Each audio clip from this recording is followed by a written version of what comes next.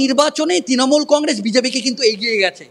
তো সেই বিষয়গুলো একেবারে চুলচেরা পর্যালোচনা করছে এবং সেখানে জেলা কমিটি তৈরির ক্ষেত্রে একেবারে স্পষ্ট বলা হচ্ছে যারা আগে 2019-এর পর যারা খুব ভালো সাংগঠনিক দায়িত্ব পালন করেছে, কিন্তু অনেক বিজেপি নেতা কর্মী তারা বসে গিয়েছে, তো তাদেরকে নিয়ে আসার একটা ভাবনা জেলা কমিটিতে বলা হয়েছে। কারণ একদম কোট আনকোট স্পষ্ট বলা হয়েছে যে আরএসএস ঘনিষ্ঠ এবং 70% এরকম একটা সূত্র মারফত জানা যাচ্ছে যে একদম আরএসএস ব্যাকগ্রাউন্ড বা আদি বিজেপি যাদের এক্সপিরিয়েন্স আছে, যারা আগামী দিনে কাজ করেছে কিন্তু পরবর্তীকালে তারা কিন্তু বসে গিয়েছে, তাদের তালিকা তৈরি করা এবং তাদেরকে ফের সক্রিয় করা এবং একেবারে কেন্দ্রীয় নেতৃত্ব এটা স্ট্যান্ড প্রথম থেকে। এবং তুমি নিশ্চয়ই জানো শ্রমিক ভট্টাচার্য যেদিনকে নতুন রাজ্য সভাপতি হিসেবে শপথ নিয়েছিলেন, তিনি একটা কথা স্পষ্ট করে বলে দিয়েছিলেন দলের কাছে যে আদি এবং নব্য এর মধ্যে কোনো ভেদাভেদ থাকবে না। আদি বিজেপিরও যতটা প্রয়োজন ঠিক সেরকমভাবে দল বাড়ানোর ক্ষেত্রে তৃণমূল কংগ্রেস বা সিপিএম থেকে নব্য বিজেপি যারা আসছে তাদেরকেও বিজেপির ততটাই প্রয়োজন। কিন্তু একটা বিষয় স্বপনদা, অত্যন্ত তুমি গুরুত্বপূর্ণ প্রশ্ন করছো, এই পয়েন্টটা আমাদের যারা দর্শকরা দেখছে তাদেরকে বলতেই হয় যে এটা কেন সিদ্ধান্ত নেওয়া হলো, দল এরকম সিদ্ধান্ত কেন নিল যে জেলা কমিটি তৈরি হবে সেখানে 70% আরএসএস ব্যাকগ্রাউন্ড বা আরএসএস ঘনিষ্ঠ বা বলা যেতে পারে আদি বিজেপির লোকেদের কেন গুরুত্ব দেয়া হচ্ছে। একদম কোট আনকোট আরএসএস-এর তরফ থেকে এই বিষয়টা স্পষ্ট করা হয়েছে। তুমি নিশ্চয়ই জানো যে 2021-এর যে বিধানসভা নির্বাচন হয়েছিল সেখানে এত দল বদলু, মানে তৃণমূল কংগ্রেস থেকে যে সমস্ত দল বদলুদের টিকিট দেয়া হয়েছিল সেটা কিন্তু বুমেরাং হয়েছিল, সেটা কিন্তু বলা যেতে পারে দলের কাছে একটা লস। তো সেই ভুল আরএসএস বা বিজেপির কেন্দ্রীয় নেতৃত্ব একেবারেই করতে চাইছে না।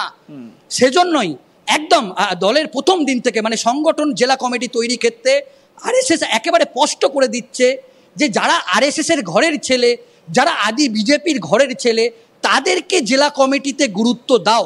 এবং শ্রমিক ভট্টাচার্য একদম প্রথম দিন থেকে কিন্তু এই স্ট্যান্ড পার্টির পক্ষ থেকে নেওয়া হয়েছে। সেক্ষেত্রে একটা বিষয় স্পষ্ট যে বিজেপি 2026-এর যে বিধানসভা নির্বাচন হবে সেখানে কোনো রকম কোনো রিস্ক তারা নিতে চাইছে না।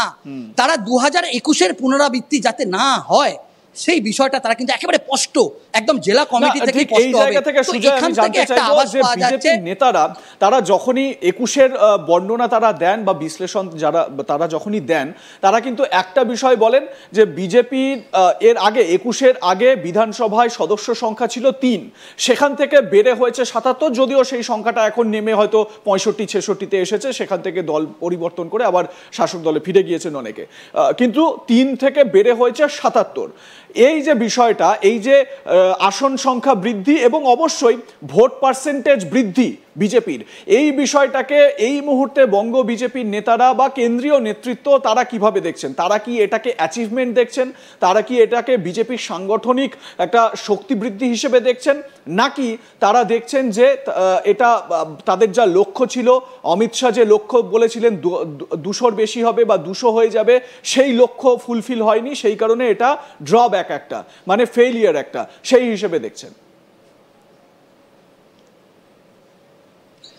দেখো 2024-এর যে লোকসভা নির্বাচন তুমি নিশ্চয়ই জানো সেখানে কিন্তু বিজেপির আসন কমে যায়, মানে 18 থেকে কমে 12।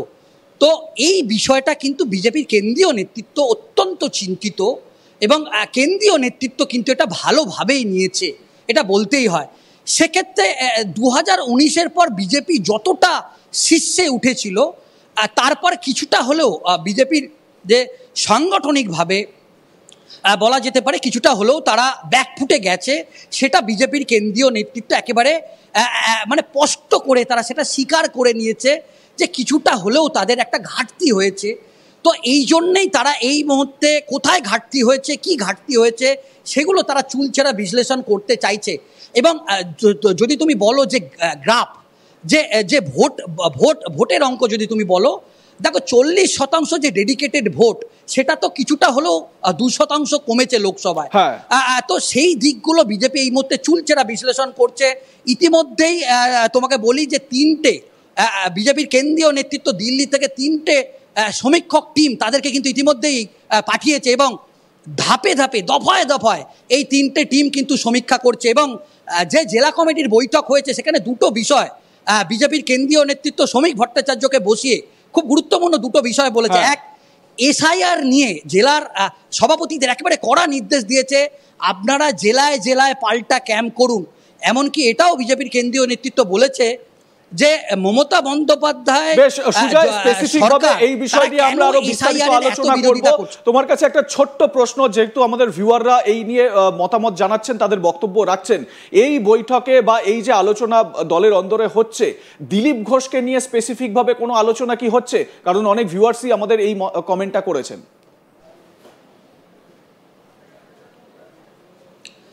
দেখো, যে জেলা কমিটির যে বৈঠক হয়েছে সেই জেলা কমিটির বৈঠকে দিলীপ ঘোষকে ডাক পাননি। দেখো, এই মুহূর্তে দিলীপ ঘোষ কিন্তু কোনো পদাধিকারী না, তো অবশ্যই দিলীপ ঘোষ জাতীয় কার্যনির্বাহী কমিটির সদস্য হলেও এই মুহূর্তে যে বৈঠক হয়েছে সেই সূত্রে দিলীপ ঘোষ ডাক পায়নি। অনেক ধন্যবাদ সুজয়, তুমি নজর রাখো বিজেপির অন্দরের প্রতি মুহূর্তের আপডেট আমরা আপনাদের সামনে তুলে ধরার চেষ্টা করব। আমার সহকর্মী সুজয় বিজেপি পার্টি অফিস থেকে এই সমস্ত তথ্য আপনাদের সামনে তুলে ধরলেন। দুটো নির্বাচনে তৃণমূল কংগ্রেস বিজেপিকে কিন্তু এগিয়ে গেছে, তো সেই বিষয়গুলো একেবারে চুলচেরা পর্যালোচনা করছে এবং সেখানে জেলা কমিটি তৈরির ক্ষেত্রে একেবারে স্পষ্ট বলা হচ্ছে, যারা আগে 2019-এর পর যারা খুব ভালো সাংগঠনিক দায়িত্ব পালন করেছে কিন্তু অনেক বিজেপি নেতা কর্মী তারা বসে গিয়েছে, তো তাদেরকে নিয়ে আসার একটা ভাবনা জেলা কমিটিতে বলা হয়েছে। কারণ একদম কোট আনকোট স্পষ্ট বলা হয়েছে যে আরএসএস ঘনিষ্ঠ এবং 70% এরকম একটা সূত্র মারফত জানা যাচ্ছে যে একদম আরএসএস ব্যাকগ্রাউন্ড বা আদি বিজেপি যাদের এক্সপিরিয়েন্স আছে, যারা আগামী দিনে কাজ করেছে কিন্তু পরবর্তীকালে তারা কিন্তু বসে গিয়েছে, তাদের তালিকা তৈরি করা এবং তাদেরকে ফের সক্রিয় করা এবং একেবারে কেন্দ্রীয় নেতৃত্ব এটা স্ট্যান্ড প্রথম থেকে। এবং তুমি নিশ্চয়ই জানো, শ্রমিক ভট্টাচার্য যেদিনকে নতুন রাজ্য সভাপতি হিসেবে শপথ নিয়েছিলেন, তিনি একটা কথা স্পষ্ট করে বলে দিয়েছিলেন দলের কাছে যে আদি এবং নব্য এর মধ্যে কোনো ভেদাভেদ থাকবে না। আদি বিজেপিরও যতটা প্রয়োজন ঠিক সেরকমভাবে দল বাড়ানোর ক্ষেত্রে তৃণমূল কংগ্রেস বা সিপিএম থেকে নব্য বিজেপি যারা আসছে তাদেরকেও বিজেপির ততটাই প্রয়োজন। কিন্তু একটা বিষয় স্বপনদা, অত্যন্ত তুমি গুরুত্বপূর্ণ প্রশ্ন করছো, এই পয়েন্টটা আমাদের যারা দর্শকরা দেখছে তাদেরকে বলতেই হয় যে এটা কেন সিদ্ধান্ত নেওয়া হলো, দল এরকম সিদ্ধান্ত কেন নিল যে জেলা কমিটি তৈরি হবে সেখানে 70% আরএসএস ব্যাকগ্রাউন্ড বা আরএসএস ঘনিষ্ঠ বা বলা যেতে পারে আদি বিজেপির লোকেদের কেন গুরুত্ব দেওয়া হচ্ছে। একদম কোট আনকোট আরএসএস এর তরফ থেকে এই বিষয়টা স্পষ্ট করা হয়েছে